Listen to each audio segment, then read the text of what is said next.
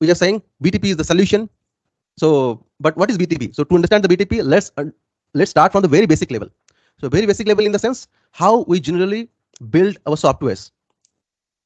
So I believe if you are from functional or business background as well, you do have little understanding of software development, right? So maybe you have learned the things in your college life or you have seen the things somewhere else. So don't worry. So to build any kind of software, we need some kind of infrastructure, the CPU, RAM, hard disks, memory, right? And on top of that, so let's imagine this is your computer, and on top of that computer, you already have some sort of OS, operating system, be it Linux, Windows, Mac, or Ubuntu, right? And on top of that, while building any kind of Java application, Node.js application, or Python application, any kind of application, right? You need some kind of runtime environment. We used to install those runtime environment, and on top of that, we used to start writing the code. And while compiling the code, we need the OS and we need that infrastructure as well to run the code. So this is how normal software generally gets built, right? SAP is also not coming from different planet. It is also same thing. Okay. So we'll also see how SAP is behind infrastructure, the OS and application level environment in subsequent topics. So the main thing is like these are the basic thing while we will be starting developing our software. Now we do have problem here as well. Okay, we do have problem here as well. So what is the problem? Let me just tell you.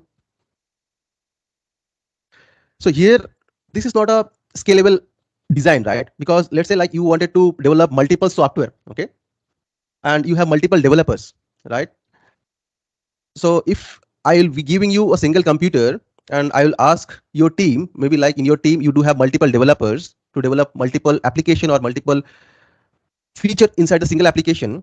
If I will be giving you a big computer, it is not possible to share the things, right, and build the software at the same time with using the single infrastructure, right? So for that we have solution. So what is the solution? Let me just quickly go to the solution part. So let's say here this is your computer, this is your CPU, this is your RAM, this is your hard disk, this is your OS, this is your network layer, and this is I am giving you a big computer. So as I said, I need a flexible solution now, not a rigid one. So we have this virtual machine concept. So in this virtual machine concept, let's say this is a virtual machine 1, this is virtual machine 2, this is virtual machine 3. So we can share the infrastructure like the CPU, the RAM, hard disks, OS, and so on. Okay. So on top of a single big system, we can have multiple virtual machine, and inside the virtual machine we can share the infrastructure of the underlying big system. But here also we have some problem. What is the problem? The problem is it is dedicated, like whatever the hard disk memory that we are sharing with individual virtual machine, those are dedicated. That means let's say like we do have 100 gigs here, okay, and we have shared this with 30, 30, 40. Okay, and these are very rigid in the sense like let's say whatever the applications I'm running on top of this virtual machine or on top of this virtual machine, it is actually not utilizing 40 gigs of memory. Okay, and whatever the applications I'm running on top of this virtual machine too, it actually need more than 30 gigs of memory at certain point of time.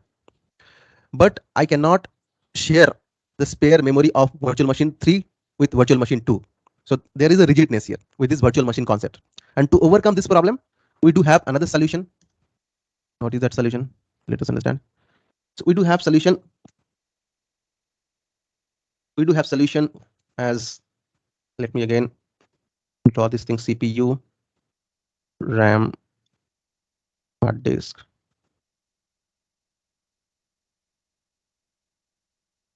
This is your big computer. On top of that, you have the common ways, and on top of that, we can have container. So we do have the container technology here now. Okay, we do have the container technology: container 1, container 2, container 3. Okay. Okay. So In modern world, the container means Docker. Okay, so here we are overcoming the problem that we are facing here. Like here, we were not able to share the infrastructure, share the hard disk memory, right? But here you can see we are already sharing the OS, and we can also share the infrastructure here as well. So whichever the infrastructure is not needed, basically whatever the applications will be running here, it will consume whatever it needed, and it will not hard hold rest of the things. Okay, so the rest of the infrastructure component, the computation power, can be shared with different container here. So in that way, it is scalable solution, and multiple developers can implement different their own component, their software into different container, and they can containerize it, and they can deploy it into production environment. Okay, so we have understood the computation power, the OS, the application layer, environment, all those things now. But here we do have a bigger problem. What is the bigger problem that SAP has with? The bigger problem is to own this infrastructure. It's not an easy task, right? So here you have to own the computation power, you have to own the network side, you have to own the security components.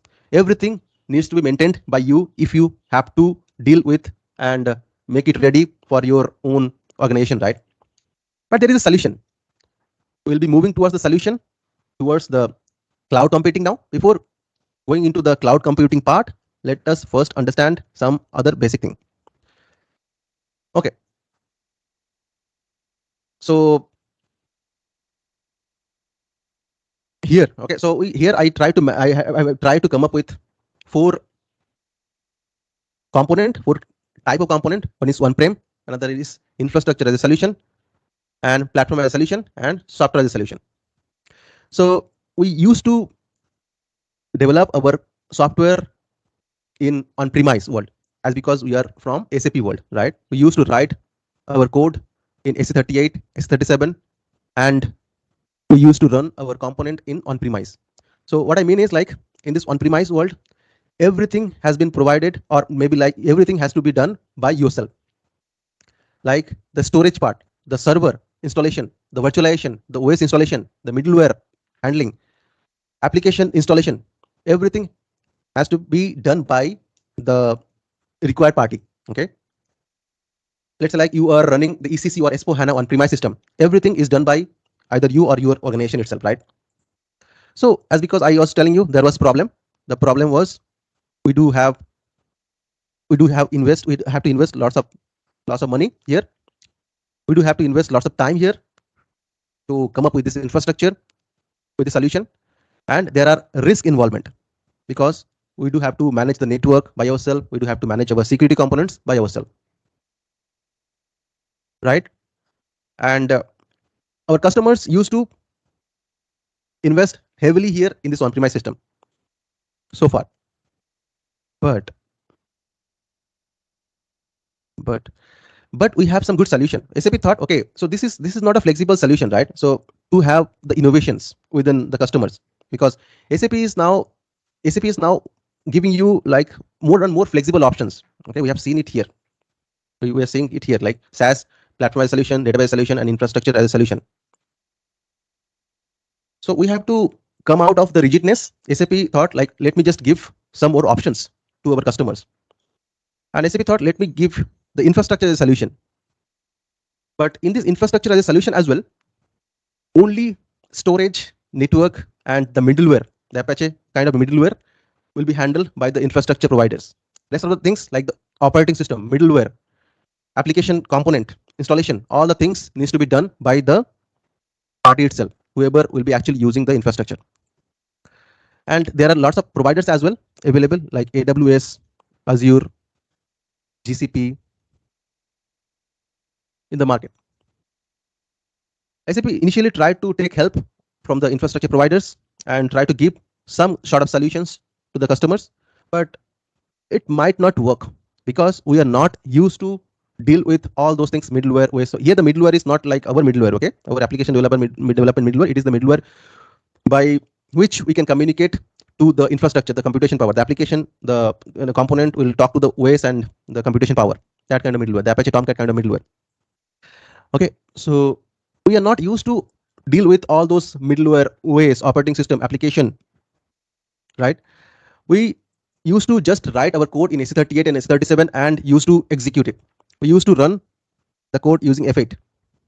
That's it, right? So this is not an ideal solution for us. So later on, this came, the platform as a solution, where maximum of the things will be handled by the providers, the storage, network, security, virtualization, OS, middleware, everything. And on top of that, you have to just start building your applications, business applications, and you have to just deal with your business data. That's it. And this is called as BTP. SAP has rebranded this SAP Cloud Platform, the platform as a solution, as a BTP, the business technology platform. This is the SAP's given name. Okay. And from the SaaS side, we do have different SaaS software, SaaS solutions, the SuccessFactors, Ariba, Concur, Fieldglass, even S4 HANA, Cloud, all those things. So we'll be sticking mainly to this part, okay, to this platform as a solution and software as a solution part throughout our training sessions. Okay, so we are now gradually moving towards the BTP part, and I will be moving into the section 2, introduction to BTP developments, and we'll be starting with the main motivation factor to move into the BTP world. And before that, if you have any questions till now, maybe we can give a quick pause and can take some of your questions.